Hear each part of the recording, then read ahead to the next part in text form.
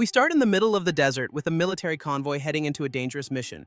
Suddenly, several vehicles suffer mechanical failures, leaving them stranded in a high-risk zone. As the officer in charge goes to inspect the damage, he gets a pleasant surprise.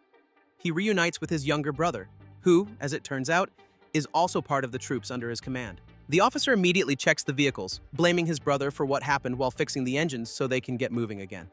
His brother takes this moment to remind him of an old promise they made, to try out together for the Rangers, the U.S. elite forces. However, the older brother feels he's already too old and that his time has passed, but the younger one eventually convinces him to stick to their word.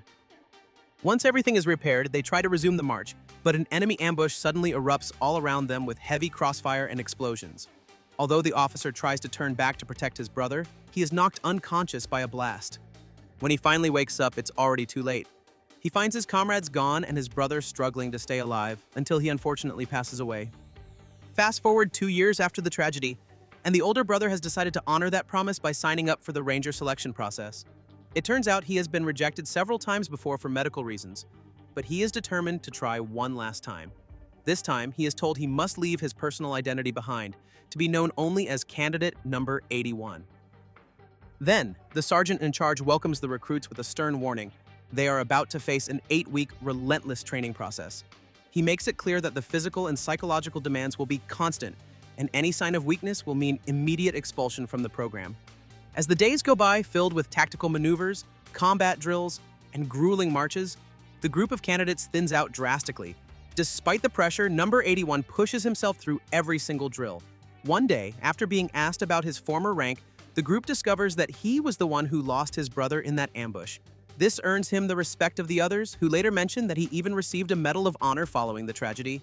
Meanwhile, news reports break that a strange object of unknown origin has been detected coming from somewhere outside the solar system, heading straight for Earth. Back with the recruits, we discover that number 81 is dealing with an invisible torment. He suffers from chronic insomnia, and traumatic memories of his loss haunt him without rest. During an underwater endurance test, where he manages to hold his breath longer than anyone else, he relives his trauma, remembering how he carried his brother to safety after the blast only for it to be in vain.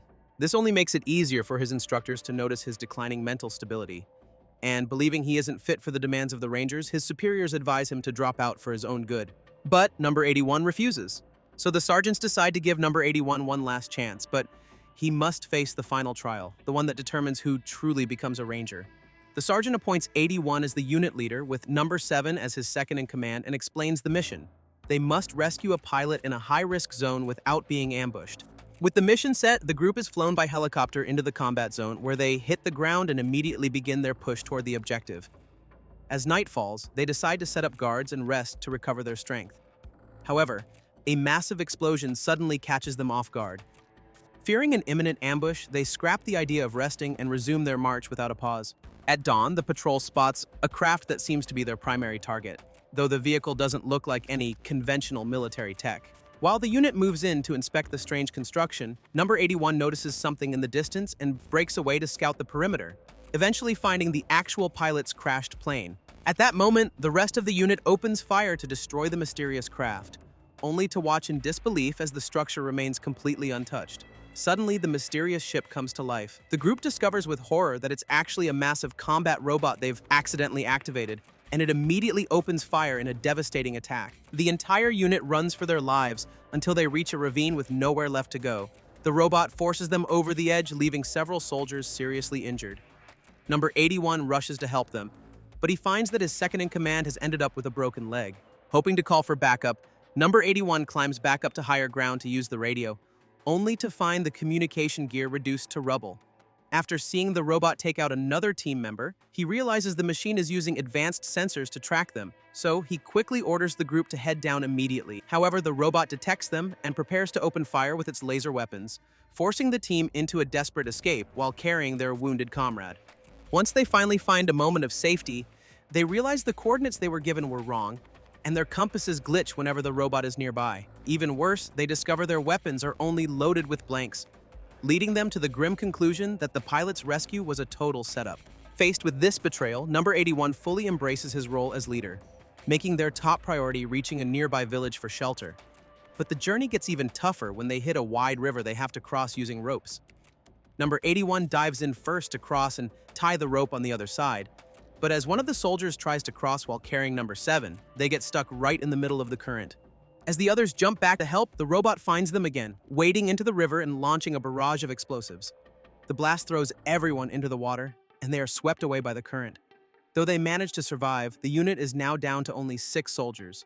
With no time to waste on regrets, the exhausted group pushes on and begins climbing a mountain to reach the village. However, upon arriving, they find nothing but destruction. The robot has already leveled everything. They realize then that this machine might actually be from another planet, the same object mentioned in the news.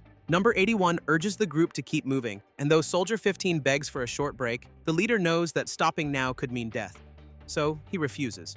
But a heated argument breaks out between them, with Soldier 15 accusing 81 of not honoring the fallen despite being a decorated hero.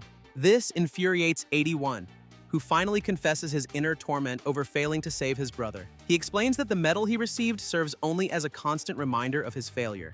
After the tension settles, the team pushes on and finds a military tank, which they manage to fix in hopes of escaping. However, the vehicle has no ammunition, and the robot is closing in fast. So, Soldier 15 takes a massive risk and goes after some shells.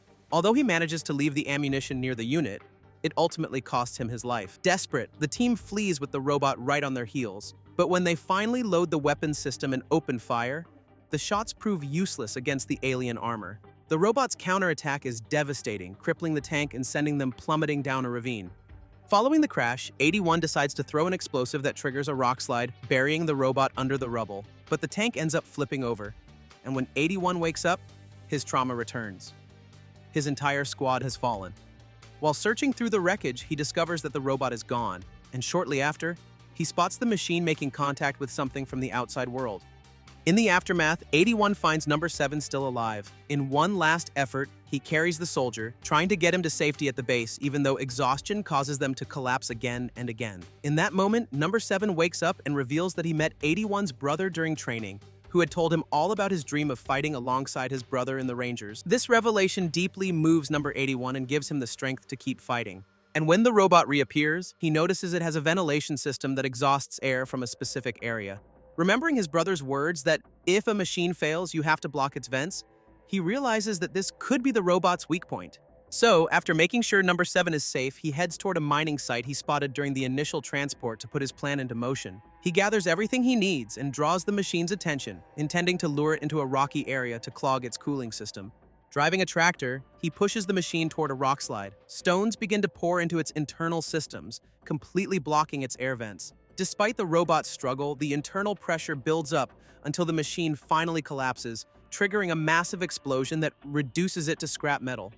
Finally, at dawn, number 81 carries number 7 across the finish line, something he was never able to do for his brother. To their surprise, high-ranking officers reveal that these robots have been falling all over the planet, and that the entire military is already fighting them to prevent an imminent global invasion. Then the sergeant asks them to explain how they managed to take it down, and number 81 points out the machine's vulnerability, proving that even the most sophisticated technology has a weakness. After hearing this, the sergeant officially names him a ranger and puts him in command of a new elite squad. Their mission is nothing less than helping save the world from the alien invasion. Thanks for watching. Subscribe for more recaps and comment below what story you want me to cover next. See you in the next video.